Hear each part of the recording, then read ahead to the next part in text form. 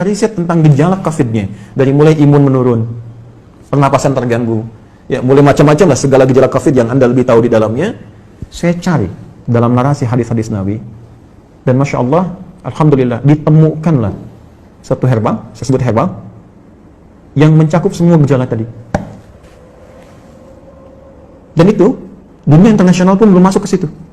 Belum ada kesadaran itu gitu. Ya, saya cek kemudian, di Indonesia nggak ditemukan materinya. Ini hanya ada di 2 tempat di dunia. Kalau ditanya sikap apa yang mesti dibangun saat pandemi ini, maka sebagai seorang muslim, dari aspek ibadah, sikap yang mesti dia bangun adalah penguatan sisi spiritualnya.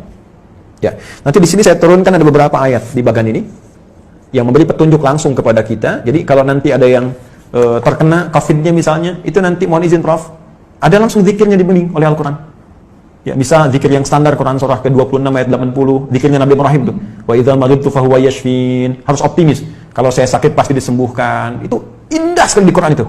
Jadi kalau Anda sakit pun mesti optimis sembuh. Ya, justru yang diajarkan tuh sikap optimisme. Saya selalu klaim ke teman-teman media, Anda tuh gimana sih? 90% lebih sekarang berita tuh jelek semua. Kenapa nggak ditampilkan yang baik-baiknya? Ini sembuh begini, ini kekuatan begini. Itu kan motivasi gitu. Sekarang kita lihat setiap berita tuh A sampai B. Saya dari bangun tidur itu, ya setelah sholat, ngaji, macam-macam, saya jejerkan berita luar dengan dalam negeri. Itu beritanya 90% ke atas, jelek semua. Ini membuat manusia itu nggak semangat gitu. Ini mungkin frame yang kita mesti bangun. Mohon izin saya selesaikan sebentar. Nanti ada zikir yang standar, ada zikir Nabi Ayub. Ya, kalau orang sudah mulai vonis dokternya ini sulit, ventilator sudah dipasang, sesak macam-macam. Ini luar biasa ini ya. Nanti ada zikir Nabi Ayub di Quran surah ke-21 misalnya, ayat 83 sampai dengan 84 yang divonis oleh orang nggak mungkin sembuh ternyata sembuh. Sekali lagi, optimisme yang dibangun, inna ma'al usri yusra, ini pasti selesai, bahasa psikologinya. La yukallifullahu nafsan illa wus'aha, nggak mungkin saya diuji kecuali saya mampu mengatasi itu semua. Itu kalimat-kalimat positif dalam psikologi yang bisa membuat imun kita semakin naik. Nah, sekarang saya cepat karena waktu saya berakhir. Bagaimana ikhtiar secara muawalahnya? Ya, tadi saya sudah singgung, ini barangkali mesti dikoordinasikan, dan alhamdulillah di pemerintah juga sudah membuat gugus tugas kan, gugus tugas COVID, ada penanganan secara sosial, sudah ada social distancing, physical distancing, sampai masuk juga ke ranah-ranah ibadah yang mau ke masjid ya, itu sudah ada fatwanya tersendiri. Itu nanti penerapannya itu yang harus disosialisasikan ke masyarakat, karena setiap tempat bisa beda kebijakan, ya, nggak semua dipukul rata gitu. Ini kan menarik juga, satu wilayah yang sangat dalam nggak ada COVID harus social distancing di masjid, kan agak aneh juga gitu ya. Nanti itu ada detail tertentu di situ. Saya ingin masuk kepada langkah yang sangat menarik. Prof ini juga herbal, mungkin teman-teman yang lain di kesehatan juga. Tapi saya nggak bisa buka ini ya, spesies genusnya saya ingin buka dulu sebentar. Tapi saya challenge, ya Bu Rektor, saya challenge ya nanti tim terbaik dari Unhas, kalau mau silahkan ke Bekasi, saya tunjukkan. Karena saya sudah uji ini 6 bulan dan alhamdulillah 100% manfaatnya. Saya sudah zoom dengan 9 direktur rumah sakit, dengan pakar-pakar juga, dan kita support juga kepada bahkan beberapa kolega yang terkena COVID juga. Saya tidak katakan obat ya, karena obat harus ada uji klinis. Saya katakan herbal, nabawi, ya kan? Ini apa namanya? Prophetic healing ya, di pendekatan dari tibbun nabawi, ada sesuatu yang sangat menarik. Nah, saya riset, sekali lagi riset, gejala-gejala yang terkait dengan COVID.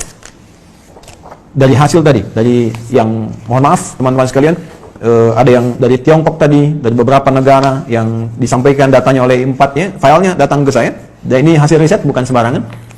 Dari sini kita petakan kebutuhannya apa. Saya mau share begini ya, sebelum saya sampai ke herbal dulu. Ini Tiongkok. Ya, saya pilihkan beberapa halaman, ini ada 140 halaman lebih model Tiongkok ini. Tahukah teman-teman, saat terjadi COVID ini, mereka sudah mempraktekkan apa yang didorongkan bahkan oleh Nabi jauh-jauh hari sebelumnya. Tapi bukan dalam konteks yang pertama ibadah tadi. Dalam konteks kehidupan muamalah dengan seluruh aspeknya, baik sosial, ekonomi, dan sebagainya. Saat terjadi ini, itu saya baca di laporan ini, pemerintah Tiongkok sudah mengumpulkan seluruh ahli medis dan herbal untuk berkumpul mengatasi, dulu masih epidemi, di Wuhan. Mereka kumpulkan semua alternatif.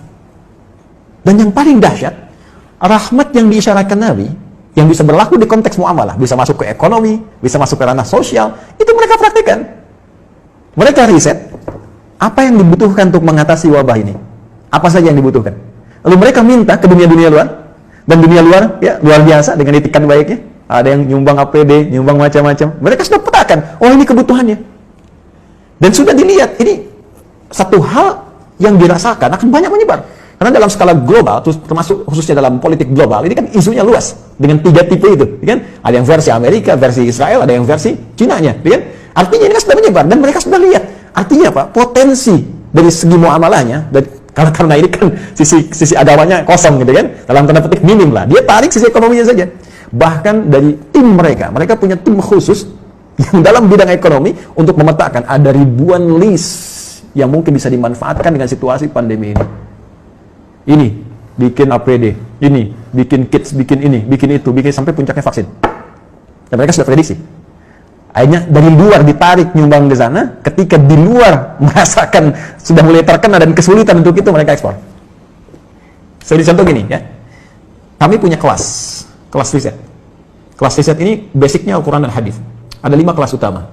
Di antara 5 kelas itu nanti ada kelas pengusaha, ya, ada kelas dunia kesehatan. Kami tergabung dengan 400 dokter, ya, ada nakes, ya, dan macam-macam. Itu belajar semua kurikulum dari Al-Quran dan Hadis. Itu spesialisasinya. Jadi kalau dokter mata, apa kurikulum mata di Al-Quran? Kita turunkan dalam pembelajaran. Ya, dokter gigi, dokter ini macam-macam, termasuk kaitan dengan apa yang kita kaji. Saya riset dengan teman-teman yang di dunia usaha. Ini akan ada kebutuhan APD, masker, dan sebagainya. Sampai kami buat standar yang nanti akan ditetapkan nih, oleh pemerintah. Ini standar APD. APD yang tersebar di Indonesia, itu pionir pertama yang riset di antara kami. Ya, ini yang versi pemerintah untuk distandarkan. Ya, face shield. Kita buat face shield, masker. Tahu nggak teman-teman, Prof? Kita buat face shield untuk bantu masyarakat awal-awal. Bahkan kita gratiskan. Kemudian setelah itu kita ambil bahan baku harga sekian. Dari bahan baku 25.000 baru akan disupportkan ke masyarakat. Sudah ada di salah satu toko, saya nggak sebut nama, yang ngambil dari Tiongkok 60.000 dijualnya dan sudah lolos dengan semua ujinya. Saya ingin lihat dengan persepsi yang lain ya. Saya ingin lihat dengan persepsi, bukan persepsi kita menyoal, persepsi kita melihat bagaimana Tiongkok membaca peluang menjadikan ini sebagai rahmat dan sekarang diselamatin WHO. Selesai gitu kan. Mereka bebas tapi mereka bisa meningkatkan sisi ekonominya.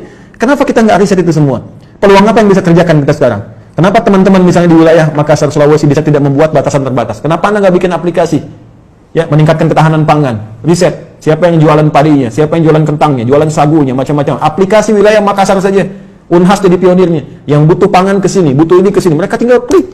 Lokal hidup, nggak terganggu. Baru kita ngambil dari luar. Itu sisi ini. Ya, yang paling menarik ketika saya riset tentang gejala COVID-nya, dari mulai imun menurun, pernapasan terganggu, ya mulai macam-macam lah segala gejala COVID yang Anda lebih tahu di dalamnya, saya cari dalam narasi hadis-hadis Nabi, dan Masya Allah, Alhamdulillah, ditemukanlah satu herbal, saya sebut herbal, yang mencakup semua gejala tadi. Dan itu, dunia internasional pun belum masuk ke situ. Belum ada kesadaran itu gitu. Ya, saya cek kemudian, di Indonesia nggak ditemukan materinya. Ini hanya ada di 2 tempat di dunia. Dan zaman Nabi sudah dipraktikkan. Ada gejala-gejala yang serupa pernah ditangani Nabi dengan pendekatan yang bisa diminum, bisa dimasukkan, teteskan ke hidung, bisa diasap gitu. Ya, itu ternyata saya cek, sudah masuk jurnal, Prof sekalian. Ini materinya udah ada di jurnal, ya, jurnal-jurnal ilmiah internasional. Saya ada beberapa jurnal nih yang sudah ada, ya. Tapi saya mohon maaf saya belum bisa zoom ya. Maksud saya nanti saya bikin statement di akhir. Ini sudah ada zoom internasionalnya. Ini sudah tahu ternyata khasiat-khasiat ini. Herbal ini, tapi belum ada kesadaran bahwa ini bisa mengatasi persoalan yang tengah kita hadapi saat ini di pandemi COVID. Ya, saya keluarkan itu, saya lacak hadisnya. Dari sejak 18 Maret saya usahakan, saya dapatkan dari sahabat kami, karena ini hanya dapatkan di 2 tempat di dunia. Ya, di Himalaya dengan di Saudi bagian timur. Ini ada. Saya minta kemudian, dan itu alhamdulillah ada. Saya cobakan, ya, kita treatment beberapa teman-teman yang isolasi mandiri ya, karena di rumah sakit kan tidak mungkin karena protokol kesehatan. Tapi menariknya kalau ada izin dari keluarga untuk kepentingan pribadi, boleh jadi pendamping suplemen. Kami 6 bulan coba ujikan itu, sampai dengan sekarang rekornya 100%. Hanya 3 hari paling lama. Ya, yang terkait dengan COVID ini saya tidak mengatakan obat ya. Kalau enggak besok nanti saya diundang. jadi saya katakan ini ada pendampingan prophetic healing. Kemudian saya sempat share juga Zoom dengan beberapa 9 direktur rumah sakit, kita berikan bantuan juga itu dengan skala yang sangat terbatas. Dan menariknya, saya coba pesan itu 1 kali lewat online, ya ingin tahu gitu kan, ada dilacak, ini sudah jadi produk internasional, tapi dengan arah pengobatan tertentu, bukan ke COVID, ya bukan gejala-gejala ini, dan belum tahu kalau ternyata itu bisa untuk gejala yang dimaksudkan. Jadi kalau kita pesan pun ada, cuma kualitasnya belum tentu sama karena ada 15 spesiesnya, 15 spesies. Nah saya coba pesan, ya saya minta staff saya pesan, coba saya pengen tahu nyampe nggak ke kita barangnya. Tahukah Anda apa yang terjadi? Begitu saya pesannya lewat ke Himalaya, ternyata barang yang datang ke kami harus masuk dulu ke Cina, dan ketika saya terima di Indonesia, addressnya, alamatnya dari Wuhan. Anda bisa bayangkan bagaimana bisa kontrol terhadap itu pun mulai ada kesadaran. Dari beberapa tempat sekarang mulai ada kesadaran untuk itu. Saya sudah menyampaikan kepada relasi terkait teman-teman, saya katakan begini sampai ke negara pun, jika negara membutuhkan ini dan benar, ya silahkan uji. Rekomendasi kami, siapapun yang ingin menguji dari pihak manapun, silahkan uji di lab. Kalau betul terbukti ada manfaatnya, saya serahkan sepenuhnya untuk negara. Saya tidak akan mengambil apapun dari ini dengan kecintaan kami kepada Indonesia. Hanya saya ingin satu saja, sebutkan referensinya bahwa ini dari hadis Nabi. Itu saja. Ya, jadi saya juga challenge teman-teman yang di Unhas, nanti boleh timnya main ke sini. Anda boleh analisis, saya serahkan nanti jurnal-jurnalnya, dipelajari dan sebagainya, hadis-hadisnya, tapi infonya kami sudah 6 bulan melakukan treatment dengan pendekatan poetic healing ini, dan hatinya 100% sampai dengan hari ini. Alhamdulillah, termasuk kemarin yang di media-media yang diinfokan kolega-kolega pejabat-pejabat, ada yang kami support itu, dan mereka menginfokan juga sangat luar biasa. Ini bisa juga untuk diabetes, bisa. Kemudian kemarin ada yang kompleks antara diabetes dengan liver, yang menggunakan medis, ya medis, belum ada pengaruh, mungkin belum cocok saja, mohon izin, ya. Lalu coba kami support dengan itu, dia selesaikan medisnya, dia tidak minum dulu, dia konsumsi itu, kami berikan, karena ini hanya 2 pekan, hanya boleh dikonsumsi dalam 2 pekan, kemudian selesai, 1 pekan baru nyambung kembali. Apa yang terjadi? Hanya dalam 3 hari, terjadi pemulihan yang sangat luar biasa, dia sudah bisa ke masjid, sudah beraktivitas, dan sudah normal kembali. Saya ingin katakan begini, betapa ini rahmat untuk kita dalam aspek muamalah. Kita bisa terbuka, bangsa kita bisa lebih kreatif, bikin APD, bikin peluang, bikin macam-macam, semua sifat makro dalam bernegara itu bisa kita dudukan di sini. Ya, dari segi ekonomi apa sih yang bisa kita ambil manfaat dari sini? Jangan dikeluhkan semua. Ya, dari segi ibadah sudah selesai tadi. Ya, dari segi kehidupan sosial seperti apa? Ada banyak hikmah yang bisa kita gali, silaturahim, penguatan di keluarga, ya, penguatan di kampus dan sebagainya, dan tentunya teraplikasikannya nilai-nilai kebangsaan dengan nilai yang lebih luas. Saya kira itu yang bisa saya sampaikan. Ya, sebagai uraian dengan basic tadi apa yang dimintakan. Saya pikir Bapak Ibu lebih memahami apa yang saya sampaikan, dan saya banyak belajar dari Bapak Ibu sekalian. Ini hanya share saja apa yang saya temukan, boleh jadi Anda menemukan yang lebih baik dari apa yang pernah saya risetkan.